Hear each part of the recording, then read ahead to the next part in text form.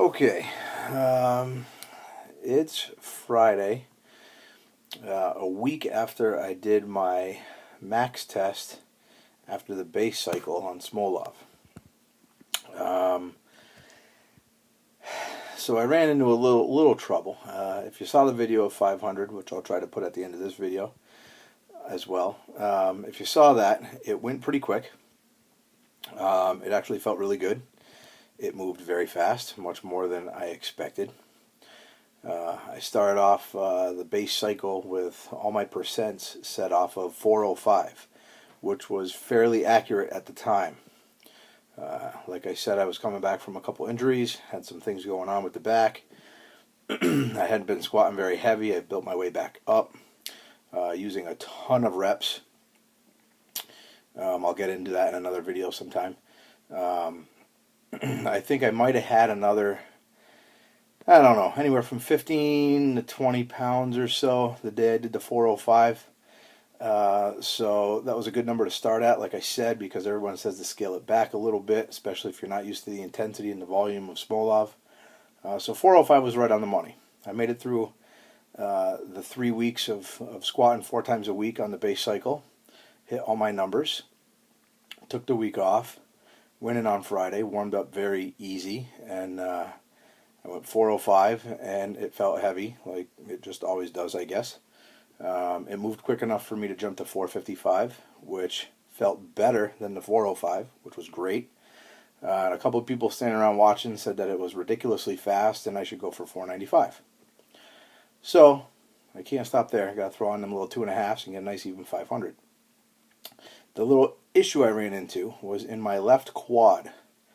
Not sure exactly which quad muscle, one of the 4, but it's higher up, just under my hip flexors. It is not a hip flexor. I had a physical therapist check me out a little bit when I was in the gym. She had me do all kinds of funky stuff, moving this, moving that, push here, push there, whatever.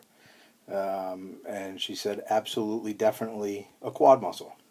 So whether it's a partial tear in the belly of the muscle, I don't know. Maybe just a light strain, not sure.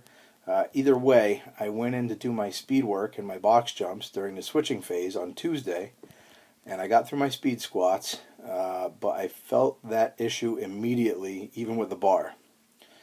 So, like an idiot, I finished my speed squats, I did some kettlebell swings, and I called it a day. I haven't touched anything since. I slammed some ibuprofen, took it easy, did all that kind of stuff.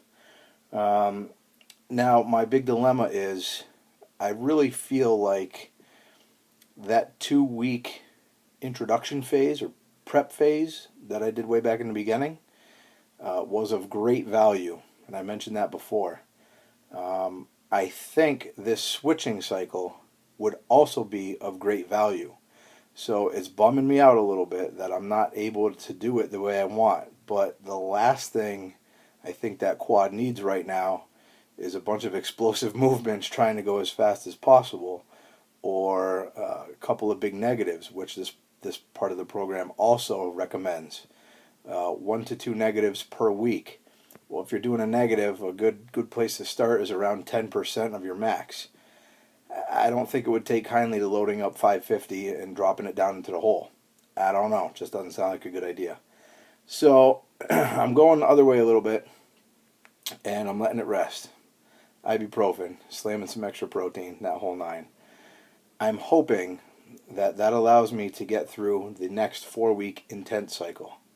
As I mentioned, one of my goals during this whole thing was just to finish the program. I know a lot of people get injured. I don't want to be one of those numbers. Currently, I am. So I'm going to do everything in my power to rest this thing up, and if I have to miss the switching phase, well, it is what it is. If doing that allows me to continue and to get through that intense phase, then I'm all about it. So I'm going to rest the rest of this week. Like I said, it's already Friday. So next week I'm going to start doing some other things. I think I can do the reverse hyper again, no problem. I'll throw that in. I think I could do some leg curls, work on the hammies. The swings felt good. I think I can do some of those. So taking a full 2 weeks off, I don't think would be beneficial. letting the quad rest would be beneficial. So why not train some of the other things that I can that I think would still help the squat? So that's my plan. And then it's just going to come down and see what happens on that following Monday when I get back into it. That's when the numbers take a significant jump and the fun begins. Or continues, I guess. So that's the update. So 500 was smooth. Unfortunately, I had a little hiccup. We're going to rest it up.